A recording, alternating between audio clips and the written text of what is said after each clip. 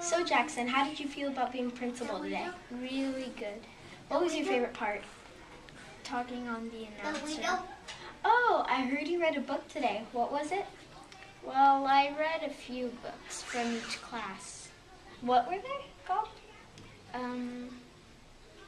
One was Good Boy Fergus. One was It Wasn't My Fault. Oh, cool. Another one was A Flea Sneeze. Oh, cool. That's really cool. Okay, this is Shane and Jackson. I hope you had fun today being principal. Bye. So Juliet, I heard you were principal for the day. How did you like that? Well, I liked it because I just got to have a break from class. That's okay. So what was your favorite part? My favorite part was probably announcing stuff on the announcement. Oh yeah, that's fun. I heard you read books to classes. Which ones were there? I read the same book to all 4 classes. It was The Runaway Dinner. Interesting. Cool. This is Juliet and Shane. Bye.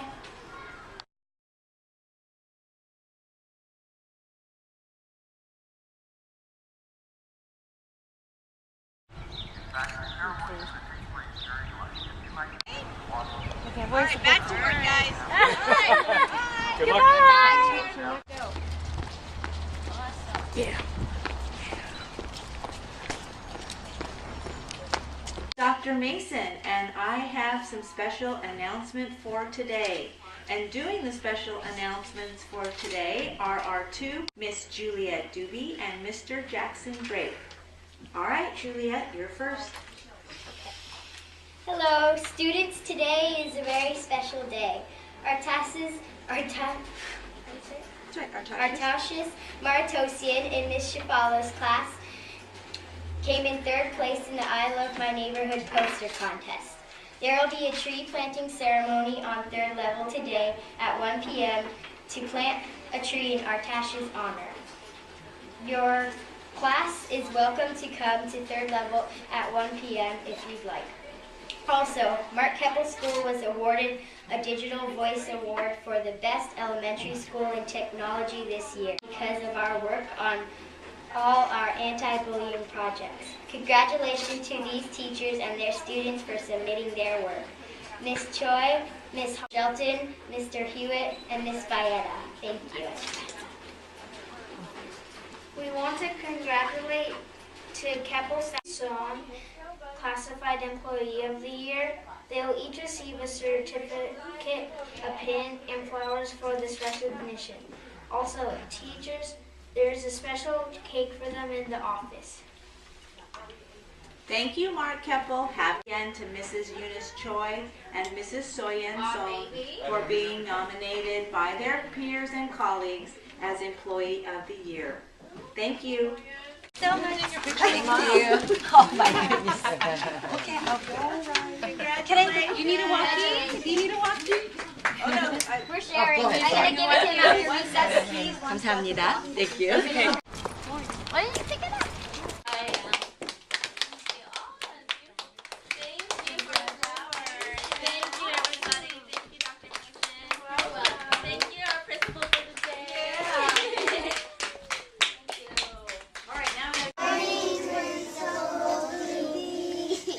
And say good morning to Principal Drake. Good morning, Principal Drake. They are so excited to have They you. really look like one. They do, don't they? Thank you, Braddock. They look Should I turn great. this off? She's got her I think it's already walkie-talkie. on, right? He's got the school keys. I know. I think they're official. All right, They who's going to got go whistles. first? Are you going to go first, Juliet, Juliet? You want to go Principal Doobie's So going first? Principal Drake is just going to pick a story that you might, if you have a nice story you'd like, and Principal So Doobie should I- brought hers from home. Oh, she did. All right, so Principal Doobie, you can start. I hope you're on your best behavior, sitting crisscross. If there's anything, there's one part, you're gonna know when it is. Don't jump up to look at the pictures. I'm gonna come around to all of you after, so you can see it. This is The Runaway Dinner by Alan Alberg, illustrated by Bruce Dickman. Evelyn did not give anything away.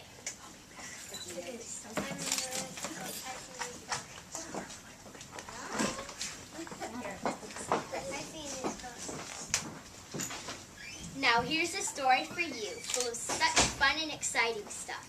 You will surely love it. And the best part is, it's all true.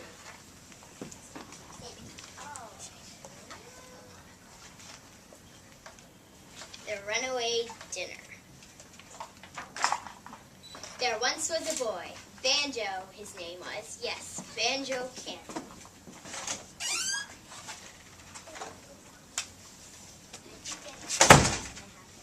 Well, he was a little boy, this boy. He lived in a house, he slept in a bed, wore all the usual sorts of clothes, socks and scarves and such, loved his cat, named Mildred, and his mom and dad, named Mr. and Mrs., and every day, summer or winter, rain or shine, had a sausage for his dinner.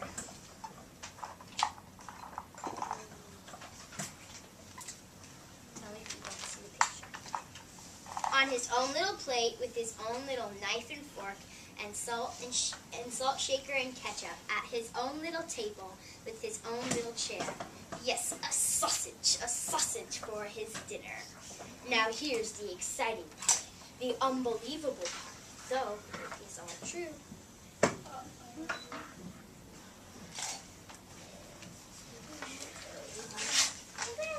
One sunny summer's day, just as Banjo, with his knife in one hand and his fork in the other, was leaning forward and smiling happily at the thought of eating his dinner, the sausage, Melvin his name was, yes, jumped right off the plate and ran away.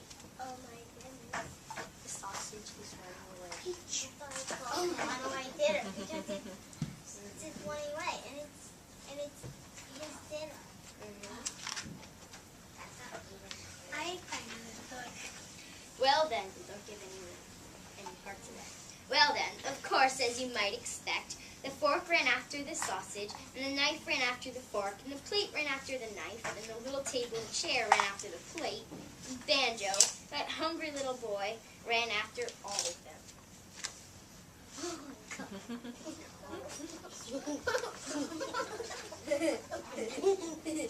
Actually, if you want the whole truth, he ran after a few others as well. You see, Banjo did not only have a sausage on his plate.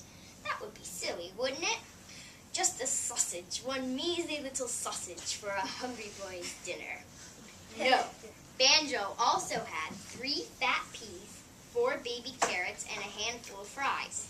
Yes, and the thing is, of course, they were all on the plate as well. And when Melvin ran off, as you might expect, they followed him.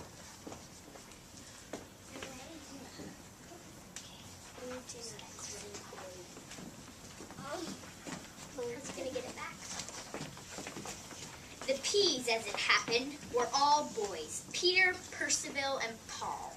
And the carrots, all girls, Caroline, Clara, Camilla, and Christabel.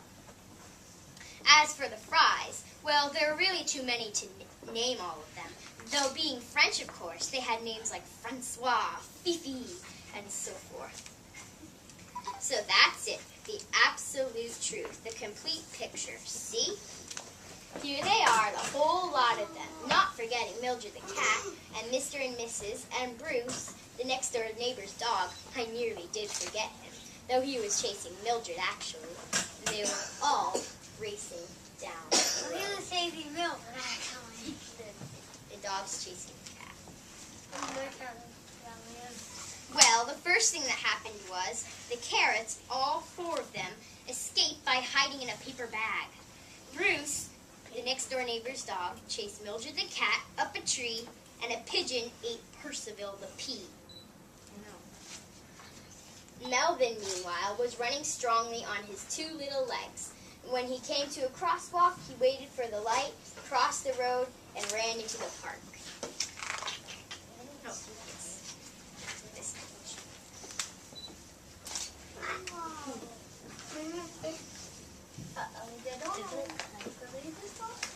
The next thing that happened was Mr. and Mrs. bought 3 ice creams, a couple of French fries escaped by sailing away in a toy boat, hurrah, bon voyage, hurrah, and a duck ate Paul the pig. What? The duck's going to eat Paul the pig.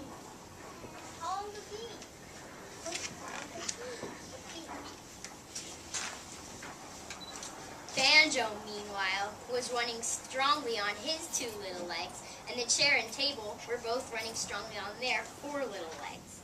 Actually, that's not entirely true. The little chair in particular was quite out of breath. He had to stop for a while and rest for a while. Only then, an old lady came along and sat on him. She was out of breath too. So then, of course, the little chair was stuck there for a time.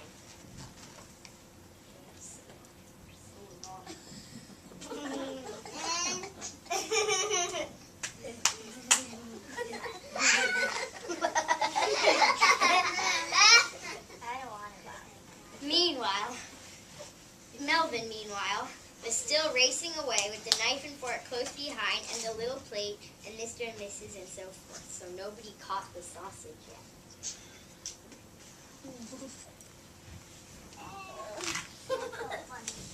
Presently, a picnicking family spotted the fork and the knife, too, and grabbed them. At the same time, a boiled egg from the picnic, named Billy, saw what was going on and, in the confusion, ran off himself. A couple of little girls who were skipping on the grass spotted the plate and grabbed her. She was a girl plate, Saskia her name was, and they started using her as a frisbee, which, as it turned out, the little plate much enjoyed.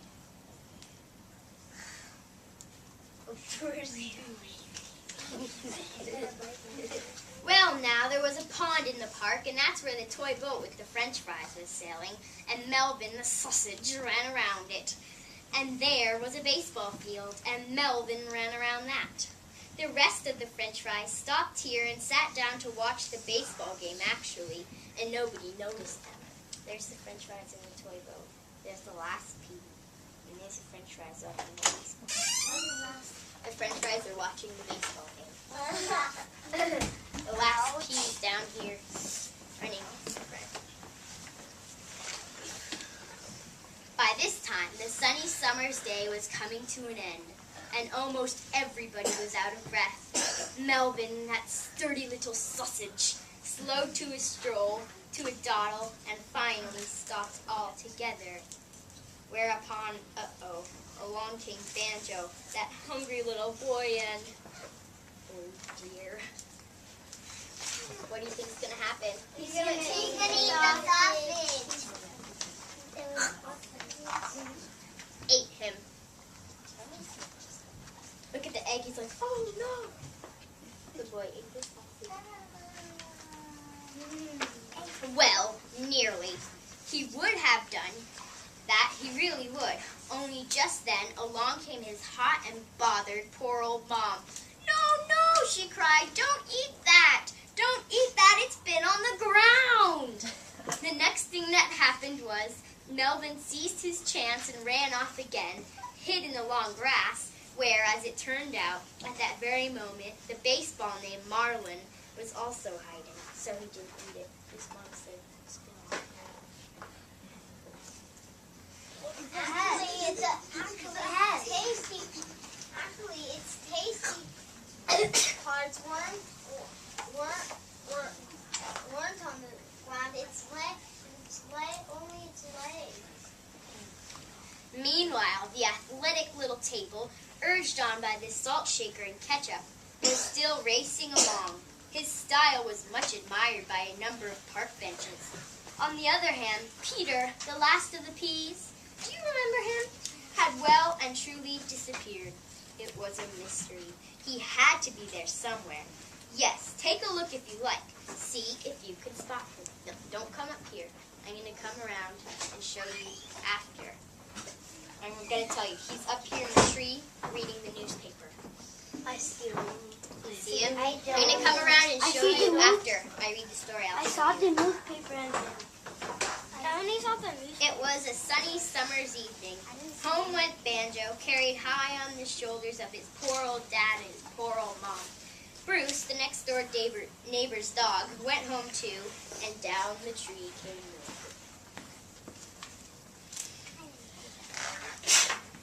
So there we are. That's the story. Full of such fun, don't you agree? And exciting stuff, yes. Of course, poor little Banjo is still hungry. hungrier than ever, in fact. Luckily, help is at hand. You see, every day or evening, rain or shine, summer or winter, after his dinner, Banjo had a plum pie for his dessert. In his own little bowl, with his own little spoon, and his own little pitcher of cream. Yes, a plum pie, named Joyce on this particular occasion, for his dessert. So that's all right. It's gonna happen again. Uh-oh. It's a cycle. Isn't it? I know it. They're coming back out. It's gonna be a cycle. Look, the baseball fell in love with the sauce. I got it. We've been They talking a fell lot in about love? How come they fell in love? Because they found each other. These love Let's give Juliet a big round of applause. Let's show them the picture of the pea in the tree. All right, Okay, I'm going to he's go gonna around show and me show each row a picture of the pea in the tree. You see him? He's reading the newspaper. Stay seated. She'll come to you, she said. I saw him. And you see him in the tree? Yeah. He's reading the newspaper. He's right there reading the newspaper in the tree. I'm kind of funny. And then Evelyn, I want to And get a please picture of you don't and Principal read Judy you together. When she's done showing everybody He's the picture. reading a newspaper. That's so funny. Don't know. It's a In a big tree. book. It's reading. He's reading the newspaper. Newspaper reading peanut tree. Boys. Grace, may I have that rubber band that you're holding? If you find anything like that, it comes to me, okay? Thank you.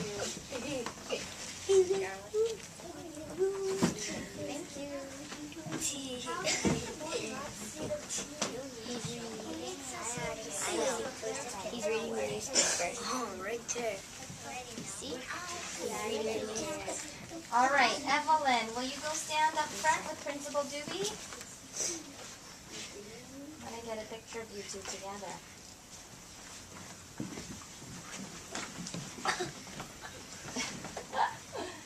So cute.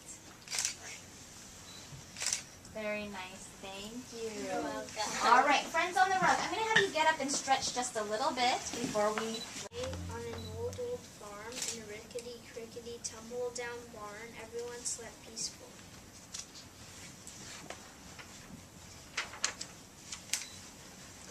A rat, a cat, a cow, an owl, a feathered fowl, a dog, a hog, an old barn frog. Everyone slept peacefully, but not the food. Wow, he's reading it upside down.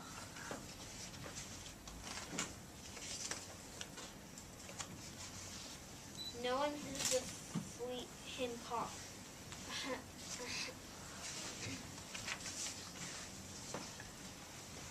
Not even the mouse he used for a house, or the rat, or the cat, or the black-eyed bat, or the cow, or the owl, or the feathered fowl, or the dog, or the hog, or the old barn frog.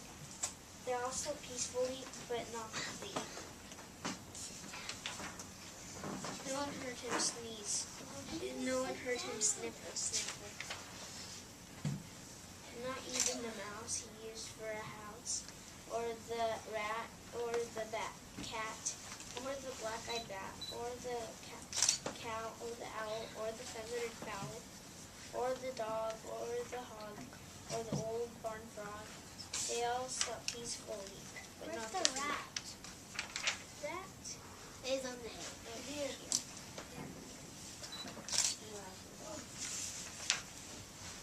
No one heard his garbled plea.